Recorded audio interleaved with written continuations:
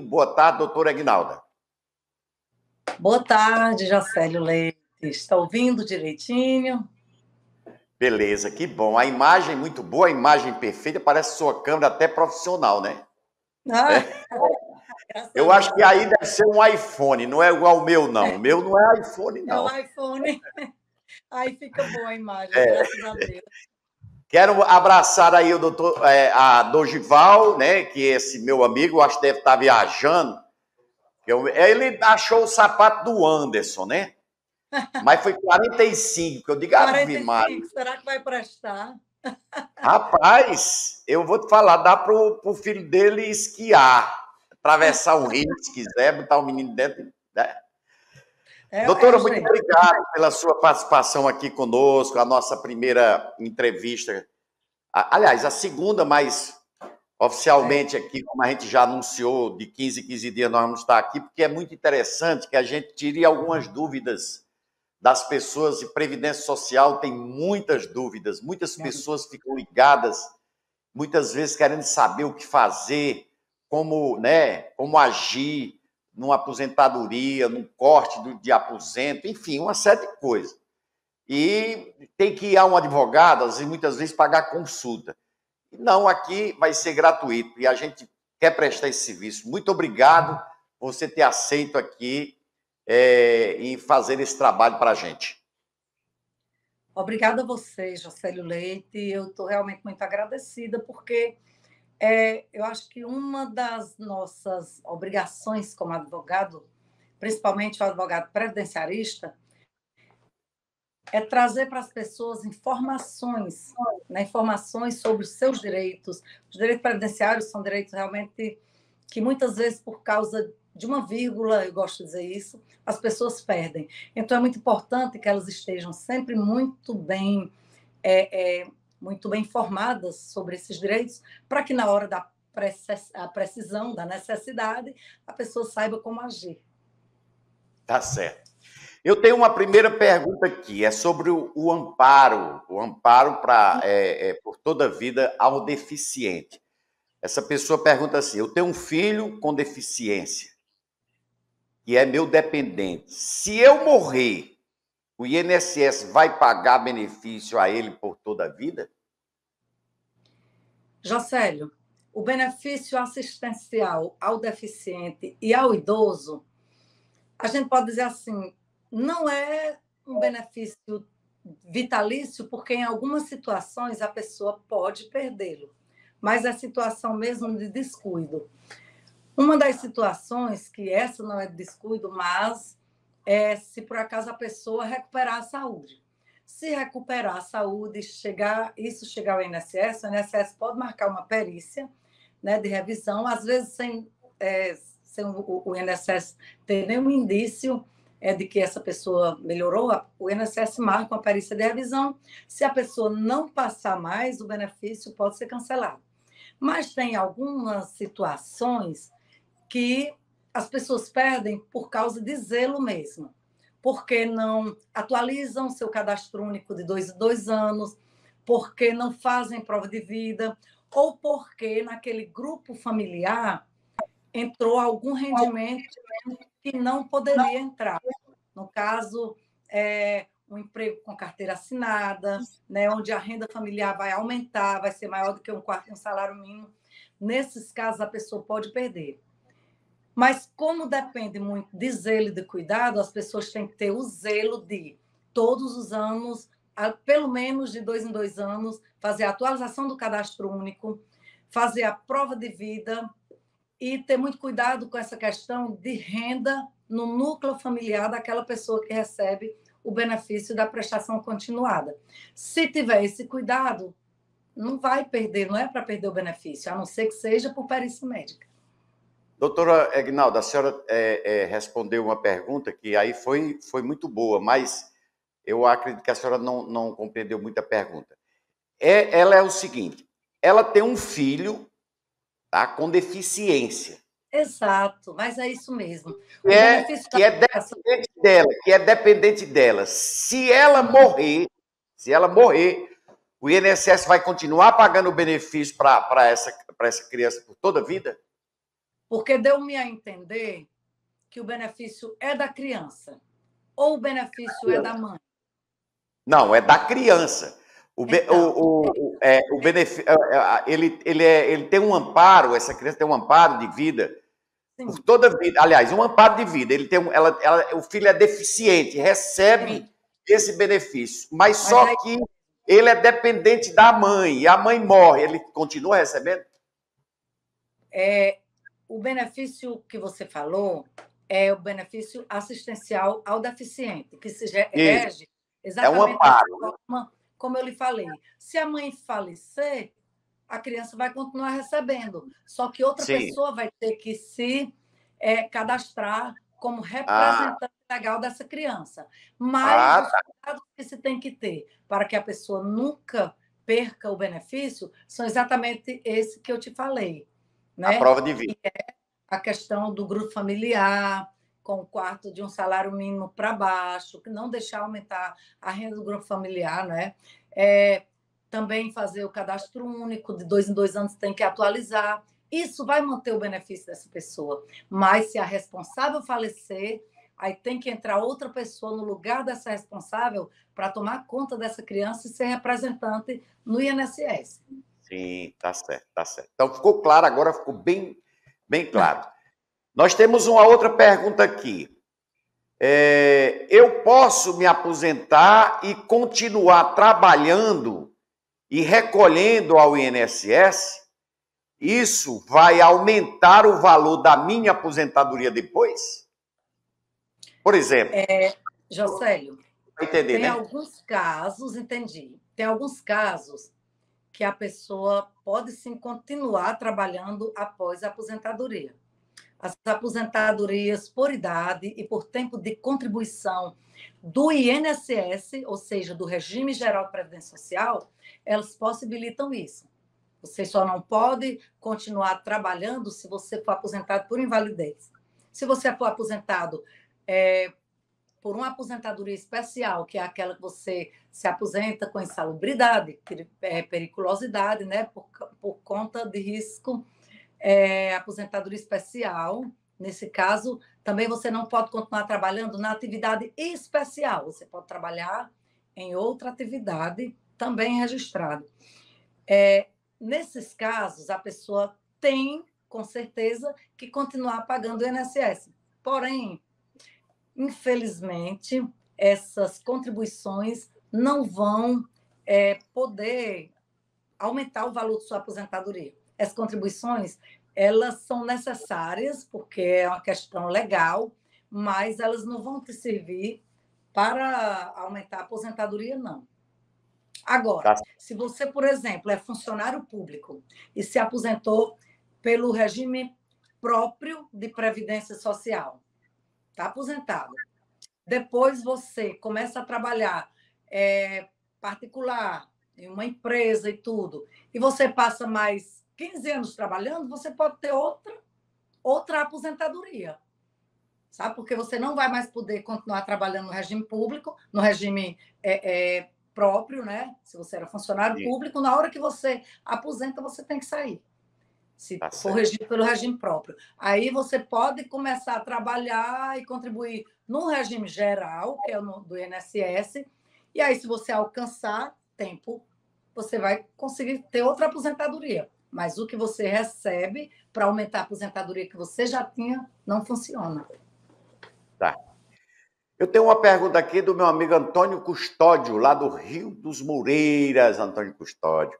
Ele pergunta, Jocélio, pergunte à doutora se, diz assim, CID F323 dá direito à aposentadoria. Eu não sei o que é isso. Ele pergunta isso. CID F323 dá direito à aposentadoria. Esses CIDs que começam com F, geralmente são algum problema neurológico, psicológico.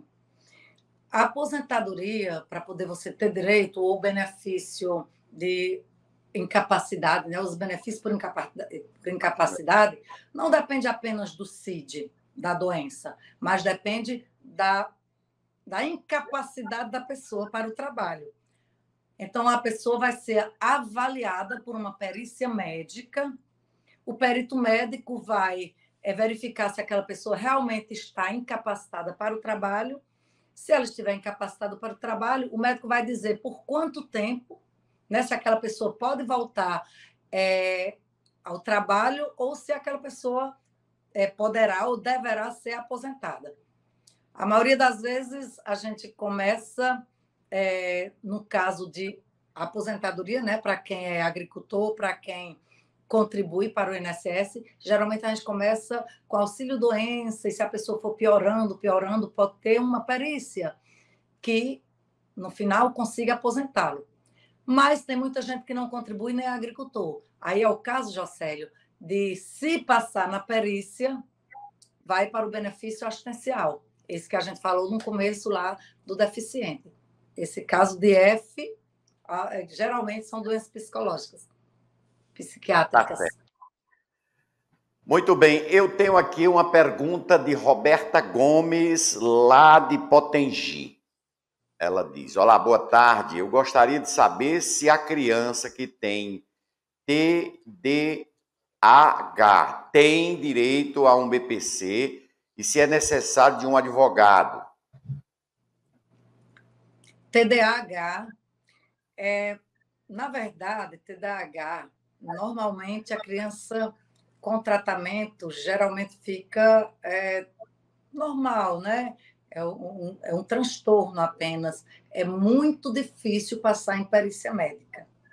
Muito difícil passar em perícia médica. Porém, existem casos, porque, como se diz, cada caso é um caso. Eu gosto de dizer isso porque tem gente que diz: mas meu vizinho era igual e deu certo para mim, não dá certo para ele.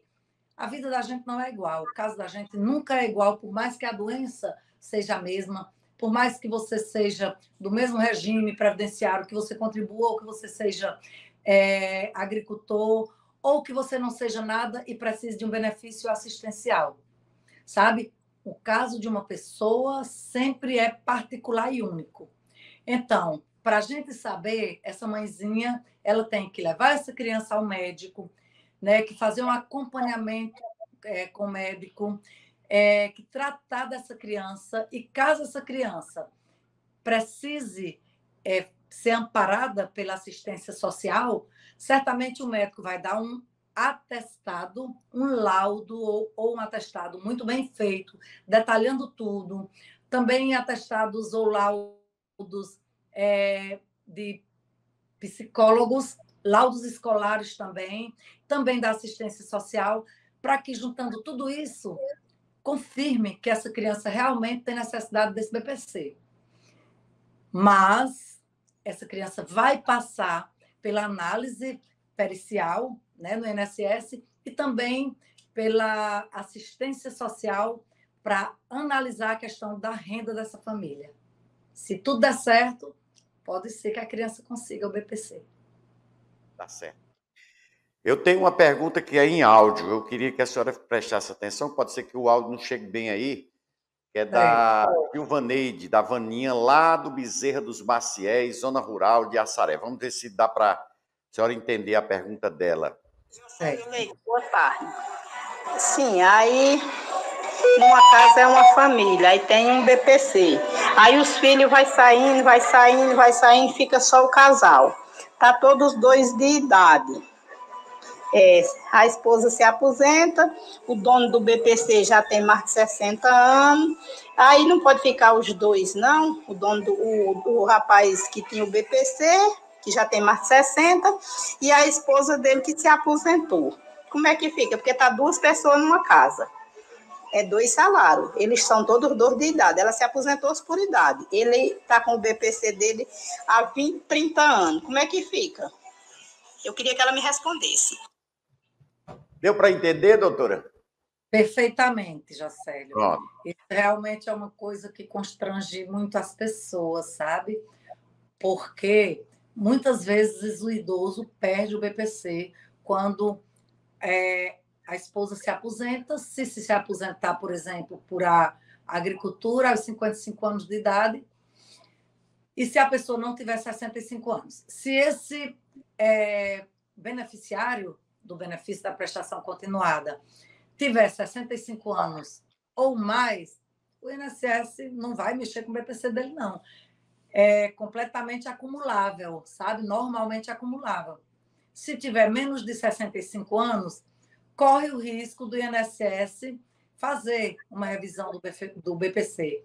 No entanto, se isso acontecer, vai ter que fazer a defesa da pessoa dentro do próprio INSS e, se acabar cortando, coloca na justiça, porque a justiça vai fazer uma análise mais acurada do caso, sabe? A justiça vai mandar um assistente social na casa para verificar como é a vida dessa família, mesmo que tenha 2 benefícios. Como são 2 benefícios de um salário mínimo, se por acaso ele já tiver 65 ou mais, não se preocupa. Se tiver menos de 65 e acontecer, talvez vai acabar na justiça e com uma possibilidade muito boa de permanecer com o benefício. Tá certo, tá certo. Eu tenho um áudio aqui, deixa eu ver aqui. Esse áudio aqui é lá de Campos Sales. Lá de Campos Sales. Vamos ouvir aí.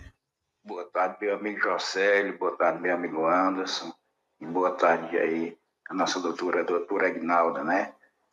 Passando aqui para desejar um ótimo trabalho para essa mulher guerreira, né? Que está realizando um ótimo trabalho aqui na nossa cidade de Campos Sales e até mesmo aqui no Cariri Oeste.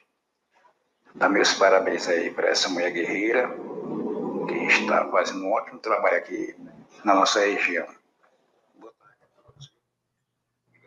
Tá certo, tá aí, parabenizando aí, doutor, uma pessoa lá de, como é o nome dele aqui, é o Ailton Alencar, né, o Ailton Alencar, nosso ouvinte, tá mandando aí esse alô para você.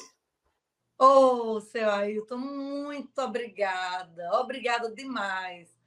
A gente tem que ter a humildade de dividir com as pessoas o conhecimento que a gente adquiriu, sabe, durante a formação da gente, durante a vida da gente. Isso é uma coisa que me deixa muito feliz, Jocélio. Eu participo do programa do M-Filho, eu tenho minhas redes sociais onde eu informo muito as pessoas sobre os seus direitos, e eu acho que isso é uma obrigação minha, sabe, como profissional. Agradeço demais a seu Ailton, obrigada demais, meu amigo. Estou aqui às ordens toda hora.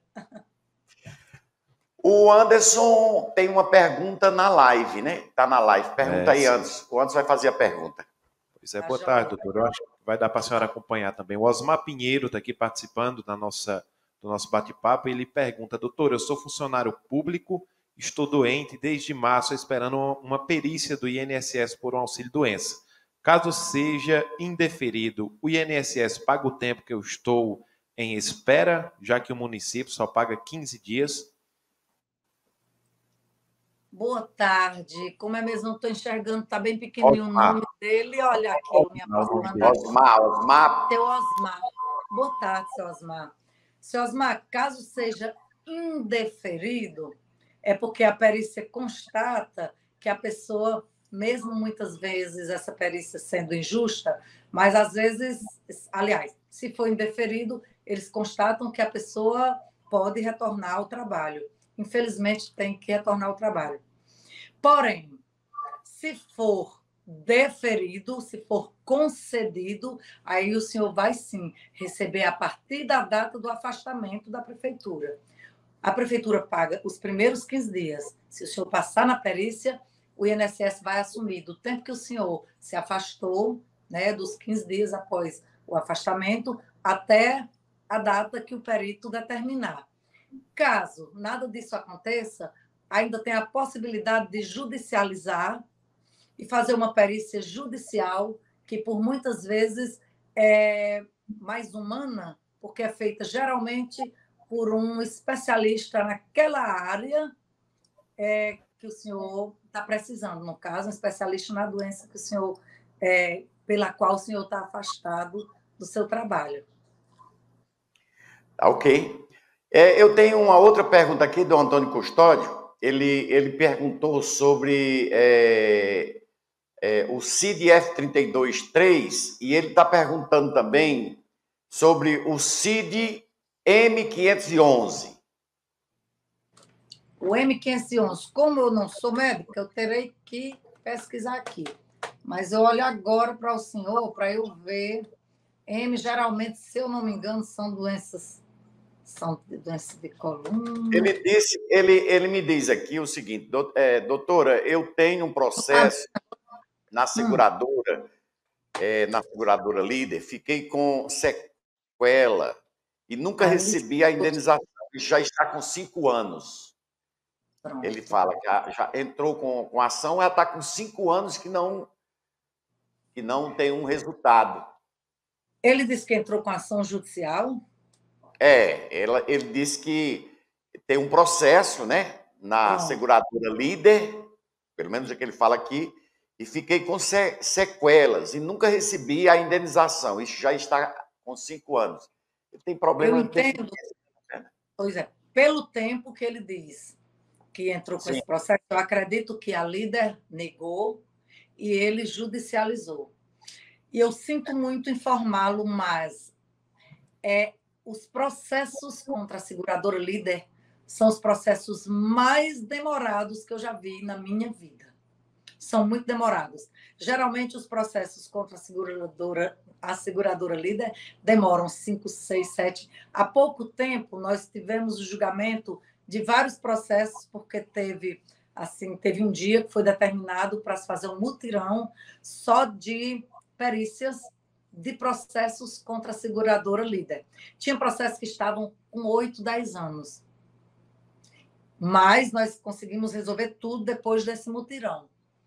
Mas, geralmente, infelizmente, é muito demorado. Se o senhor ficou com sequelas, com certeza você vai receber esse dinheiro. E quando o senhor receber, o senhor vai receber esse dinheiro todo com toda a correção, com juros, com multas, viu? As correções são de lei, a seguradora líder não pode pagar apenas aquilo que deveria ter pago na época do acidente. Se ela se negou a pagar e for constatado que o senhor realmente tem direito, se o senhor tem sequelas, o senhor vai ter direito.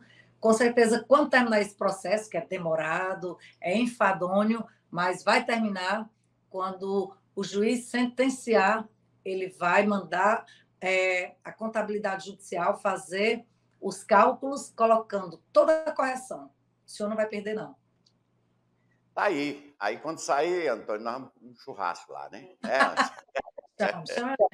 Eu tenho aqui uma última pergunta.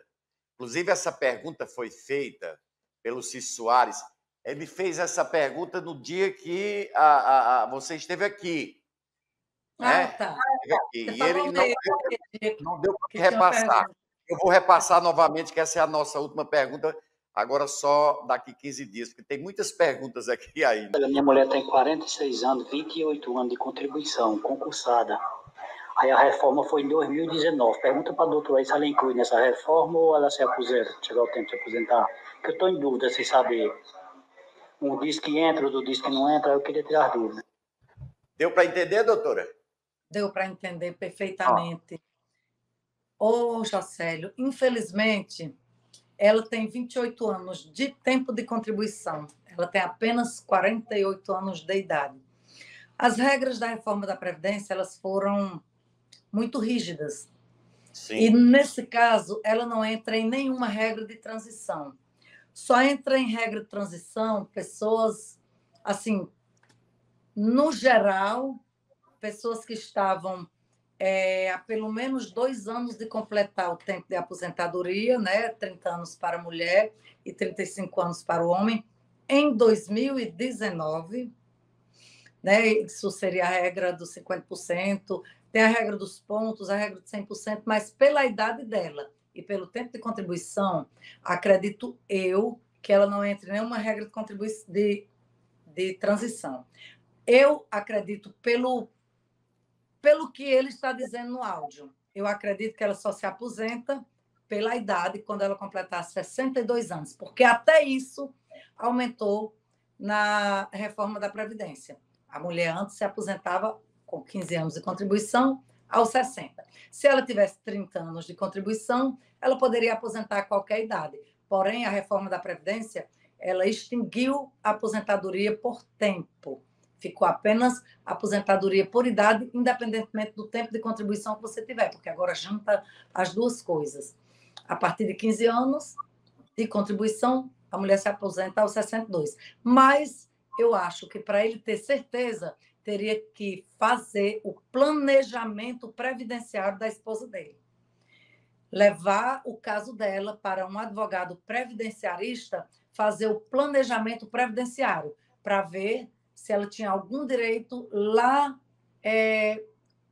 depois da reforma, em 2019, se ela estava abarcada por alguma regra de transição. Isso a gente só sabe verificando todo o tempo de contribuição, idade, e verificando, colocando ela no cálculo de todas as regras de transição.